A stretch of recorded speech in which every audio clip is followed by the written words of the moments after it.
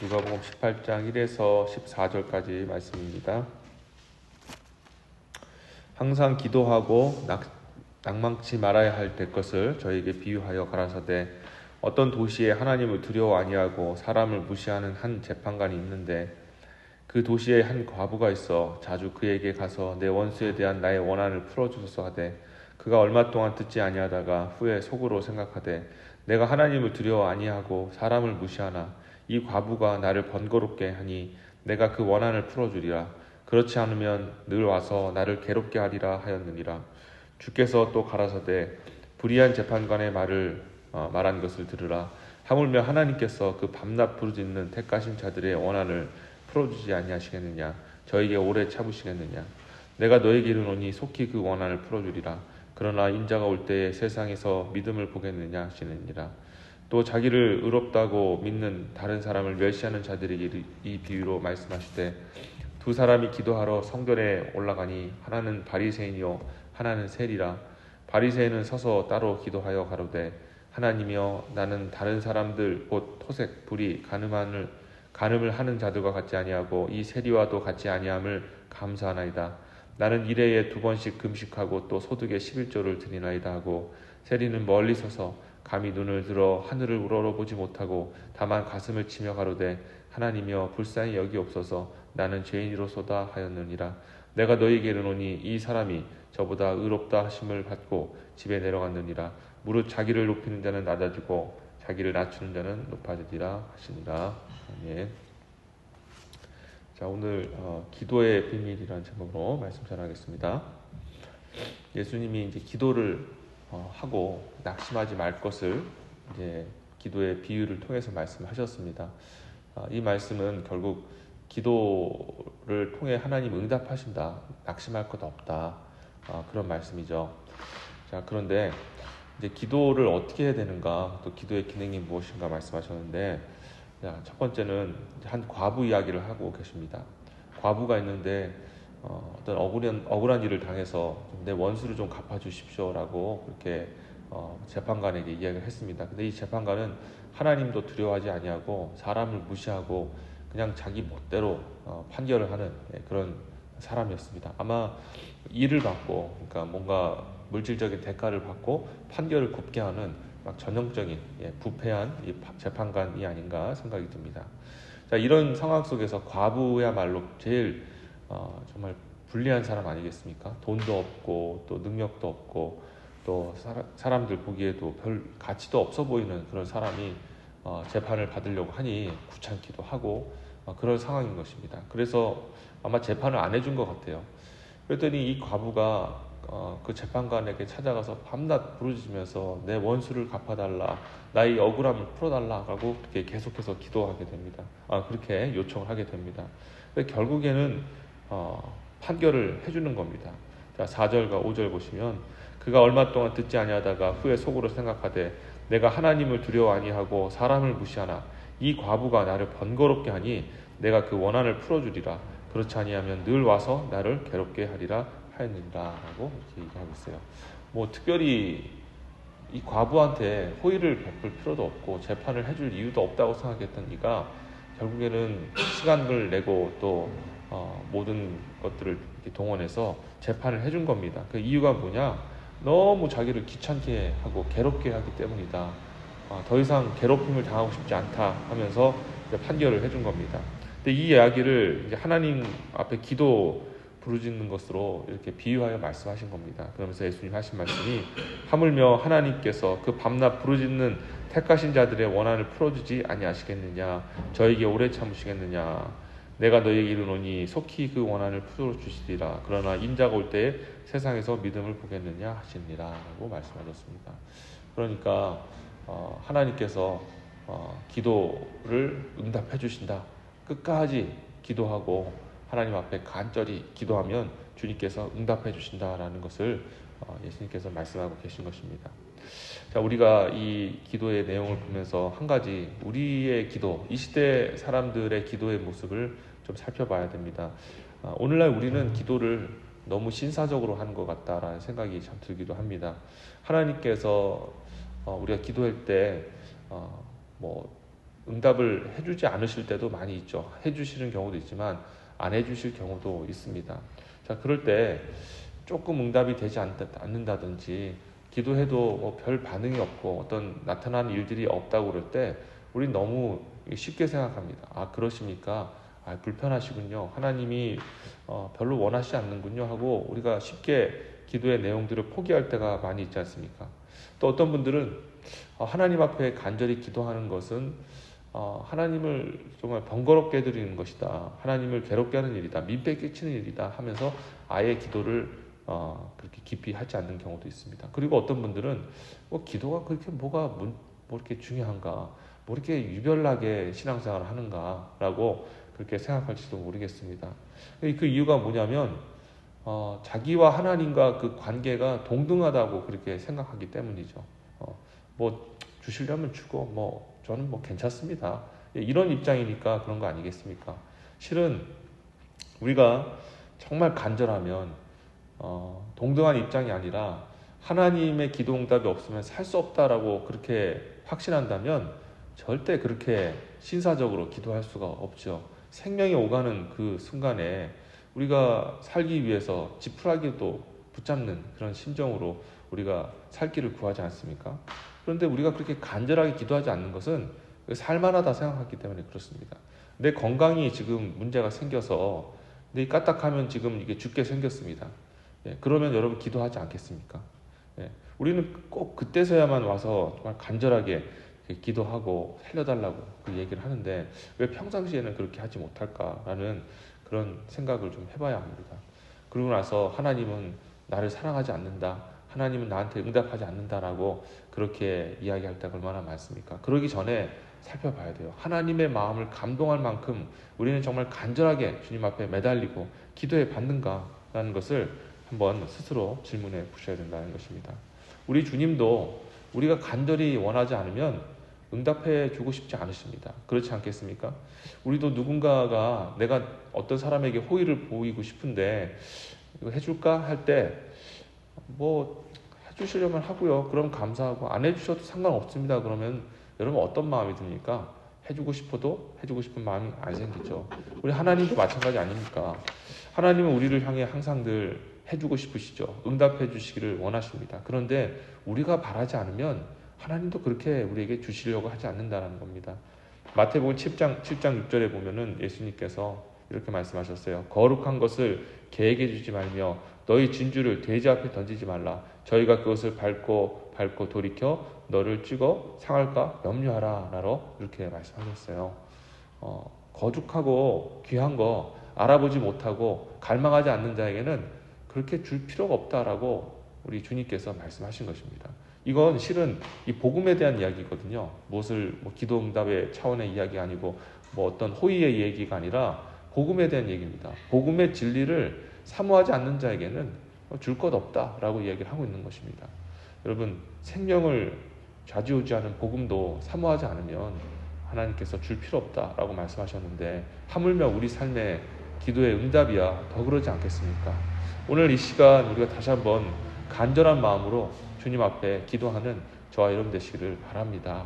하나님이 고집장이 어떤 완고한 그런 분이 아니십니다. 하나님은 우리가 간절히 기도하면 그 뜻을 돌이키시고 역사를 바꿔주시는 분이 바로 하나님 되심을 다시 한번 여러분들 아시기를 진심으로 바라겠습니다. 그래서 우리 예수님이 8절에 이런 간절한 기도의 이야기를 하면서 인자가 올 때에 세상에서 믿음을 보겠느냐라고 말씀하신 겁니다. 그러니까 이 기도는 믿음의 문제다. 너희 믿음이 어느 정도로 간절한가에 따라 하나님의 그 응답과 반응이 달라질 수 있다는 것을 말씀하고 있는 것입니다. 그러니 우리는 정말 간절하게, 정말 방금 제가 말씀드렸던 것처럼 물에 빠진 자가 지푸라기를 잡는 그 간절한 심령으로 하나님 앞에 구하고 또 구해야 될 줄 믿습니다. 한두 번 그냥 간절하고 도와주소서 하고 끝나는 것이 아니라 오늘 과부가 이 귀찮게 했다는 게 어떤 의미입니까? 그냥 한두 번 소리 높여서 문 두드리고 도와주소서 하고 그냥 소리 지르고 끝난 것이 아니라 지속성입니다. 귀찮다라는 것은 그냥 한두 번의 그냥 번거로움이 아니라 계속해서 삶이 힘들 정도로 부르짖었다라고 이야기를 하고 있는 겁니다. 여러분, 하나님 앞에 우리가 정말 간절히 정말 하나님이 불편하실 정도로, 물론 그러시진 않겠지만, 그러나 보시기에 아이가 막 울고 그러면 가장 심하게 우는 아이부터 젖을 먹이고 그 아이부터 돌보는 것입니다. 우리가 그런 심령으로 하나님 앞에 기도하며 응답을 꼭 받으시기를 바랍니다. 주님이 말씀하셨어요. 이건 믿음의 문제다. 믿음이 있으면 응답하리라 라고 말씀하신 것처럼 주님이 여러분의 간절한 기도에 응답을 해주실 줄 저는 믿습니다. 자, 한 가지만 더 살피겠습니다. 자, 오늘 이 기도의 두 번째 특징은 뭐냐면, 이 기도는 나의 죄인됨과 또 나의 연약함을 고백하는 것이 기도다라는 것을 알 수가 있습니다. 자, 바리새인들과 서기관들의 얘기를 이제 하셨습니다. 11절, 바리새인들은 이렇게 기도하더라. 바리새인은 서서 따로 기도하여 가로되, 하나님이여, 나는 다른 사람들 곧 토색, 불의, 간음하는 자들과 같지 아니하고 세리야도 같지 아니함을 감사하나이다. 자, 그러면서 세리는 이렇게 기도하더라. 멀리 서서 감히 눈을 들어 하늘을 우러러보지 못하고 다만 가슴을 치며 가로되, 하나님이여, 불쌍히 여기옵소서, 나는 죄인이로소이다 하였느니라. 자, 그러면서 결론 내시기를, 내가 너희에게 이르노니 이 사람이 저보다 의롭다 하심을 받고 저 집에 내려갔느니라. 무릇 자기를 높이는 자는 낮아지고 자기를 낮추는 자는 높아지리라 하시니라. 아멘. 자, 지금 바리새인과 세리가 이제 기도를 하고 있는데, 이 바리새인들은 자기 자신을 드러냈습니다. 하나님, 제가 다른 사람들 토색, 불의, 간음하는 일 절대 하지 않았고 또 세리와 같이 죄인의 자리에 서지 않았습니다. 기도를 했습니다. 그러니까 자기 자랑을 늘어놓은 거예요. 이 기도의 목적은, 하나님, 저 잘했죠? 저를 좀 의롭다 칭해 주세요. 칭찬해 주세요. 저를 존귀하게 사람들 앞에 세워주세요. 이런 마음을 가지고 기도한 겁니다. 실질적으로 잘한 거죠. 그렇지 않습니까? 사람들 앞에서, 그리고 하나님 앞에서 그렇게 불의하지 아니하고 간음하지 아니하고 그 마음으로도 중심에 죄짓지 않으려고 하는 것은 좀 본받을 만한 한 얘기입니다. 예수님도 이런 세리와 바리새인들과 서기관 같이 하지 아니하면은 안 된다라고 분명히 말씀하셨습니다. 자, 그 정도로 이게 참 중요한 건데, 근데 세리는 뭐라고 기도하냐면, 멀리 서서 하나님께 감히 얼굴을 들여다 올려보지도 못하고 그냥 가슴을 치면서 그냥 불쌍히 여기십시오. 저는 선한 것이 하나도 없습니다. 불쌍히 여기십시오라고 그게 고백을 합니다. 그런데 결론적으로 봤을 때는 하나님이 누구를 더 의롭다 여기셨느냐? 바로 이 세리, 가슴을 치면서 제가 죄인이로소이다 라고 고백했던 이 세리에게 너는 의인이다, 그렇게 말씀하셨다는 것입니다. 자, 이걸 통해 우리가 무엇을 알 수 있냐면, 기도의 두 번째 특징은 무엇이냐면요, 기도는 우리 자신의 죄를 드러내고 우리가 하나님 앞에 한없이 연약하고 부족한 존재라는 것을 드러내는 것, 이게 바로 기도의 두 번째 중요한 특징이다라는 겁니다. 기도는 첫 번째로 우리가 하나님 앞에 우리의 소원을 아뢰고, 또 우리가 하나님 앞에 어떤 특별한 것들을 구할 때 기도하죠. 두 번째로는 우리 안에 있는 이 모든 우리의 불의함들, 우리의 연약함들을 인정하고 그것을 하나님 앞에 내어보내는 것이 기도다라는 겁니다. 왜냐하면 우리 안에 있는 이 죄성이라는 것은요, 항상 자기 자신을 감추기를 원합니다. 그래서 세상에 있는 여러 가지 가치들과 또 세상의 어떤 모든 것들을 통해서 죄를 자꾸 감춰요. 그래서 명예로 감추고, 또 학벌로 감추고, 자기 자존심으로 감추고, 또 뭐 여러 가지 자기가 행한 일들로 이렇게 바리새인과 같이 저 아무것도 안 했는데요, 저 정말 깨끗하게 사는데요, 거룩하게 살았는데요 하면서 그런 것들로 자기 자신을 감추는 거예요. 왜? 드러나면 하나님 앞에 심판받거든요, 죄악은요. 그래서 늘 이 죄악의 본성은요, 자꾸 자기 자신을 그런 것으로 가려놓고 죄는 그 안에서 쏙 들어가면서 나는 괜찮은 사람이야, 나는 문제없어 라고 얘기를 하는 겁니다. 그런데 하나님 앞에 범죄한 아담과 하와가 하나님 앞에 딱 섰을 때 어떻게 섰습니까? 벌거벗은 것이 드러났다라는 겁니다. 죄의 추악한 그런 모습들이 정말 만천하에 드러나게 되었다는 거죠. 하나님을 직면하게 되면 그렇습니다. 그러니까 죄는 어떻게든 자기의 그 추악한 모습을 숨기기 위해서 우리의 그런 모든 것들을 다 동원해서 감추는 거예요. 난 괜찮은 사람인 것 같아. 그런데 하나님은 그렇게 하지 않으신다는 겁니다. 반드시 그 죄를 드러내셔서 그 죄를 없이 하시고 우리를 깨끗하게 하시는 것이 바로 하나님이 우리에게 원하시는 일이에요.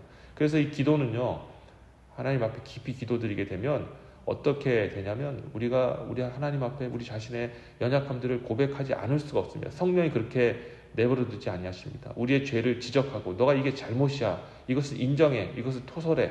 너의 모습이 이게 잘못된 거야. 너 잘못 생각하고 있는 거야. 라고 지적을 하신다는 거예요. 그게 기도의 능력이고 성령이 우리 기도를 통해서 하시는 일이라는 겁니다. 그 일을 우리가 감당하고 우리가 주님 앞에 깊은 기도 속에서 회개하며 나아갈 때 그때 주님께서 우리의 마음을 깨끗게 하시고 하나님의 우리를 향한 새로운 계획들을 시작하신다는 거예요. 그것 없이 우리가 살아가잖아요. 우리는 하나님 앞에 아무런 그런 은혜와 그런 은총을 누릴 수가 없습니다. 그래서 기도하러 오셔야 되는 거예요. 기도하러 오셔서 간절하게 성령께서 내 죄를 지적하시고 정말 내 안에 있는 속에 있는 그 더러운 것들을 완전히 드러내실 때까지 주님 앞에 간절히 기도하셔야 된다는 겁니다. 그 일을 해야 우리가 주님 앞에 온전히 설 수 있고 하나님 기뻐하시는 일들을 감당할 수가 있는 것이죠. 이제 말씀을 맺겠습니다. 여러분, 기도는 믿음입니다. 하나님 앞에 간절히 오늘도 필요한 것들이 있으면 정말 간절히 하나님의 마음에 감동이 되도록 여러분 기도하시기를 바라겠습니다. 그리고 기도하실 때 다시 한번 말씀드리지만 주님 앞에 회개하시고 우리의 연약함들을 주님 앞에 나타내 보이시고 도와달라고 구하세요. 그게 살 길입니다. 병 들어서 암 걸린 자가 새 삶을 살기 위해서는 수술대 위에 올라가야 되고 의사에게 있어서 그 환부가 도려져야 사는 것처럼 우리도 기도를 통해 우리 죄악된 모든 것들을 수술받고 다시 새 삶을 살게 되시기를 바라겠습니다. 오늘 하루가 그런 거룩한 삶이 되어지기를 주의 이름으로 축원합니다. 기도하겠습니다. 하나님 감사합니다. 오늘 이 기도가 우리에게 정말 필요하다는 것, 기도할 때에 간절하게 기도해야 된다는 것, 그리고 이 기도는 하나님 앞에 철저하게 자기의 죄악됨과 연약함을 고백하는 것, 그래서 주님 앞에 새롭게 함을 받는 것이 기도라는 것을 알게 하셔서 감사합니다. 오늘 하나님 이 시대에 많은 그리스도인들이 기도하기를 힘쓰지 않습니다. 다 스스로 괜찮다 생각하고 문제없다 생각하며 간절하지 않습니다. 아버지 하나님, 정말 우리의 실존을 확실하게 깨닫고 알 수 있는 은혜를 베풀어 주시옵소서. 우리는 하나님의 은혜 없이는 단 하루도 살 수가 없습니다. 하나님, 우리 성도님들에게 기도할 수 있는 마음을 허락해 주셔서 정말 참 기도를 통해 하나님 앞에 구제받고 하나님 앞에 영광 올려드릴 수 있는 우리 모두가 되게 하여 주시옵소서. 감사하고 이 모든 말씀 예수 그리스도 이름으로 기도합나이다. 아멘.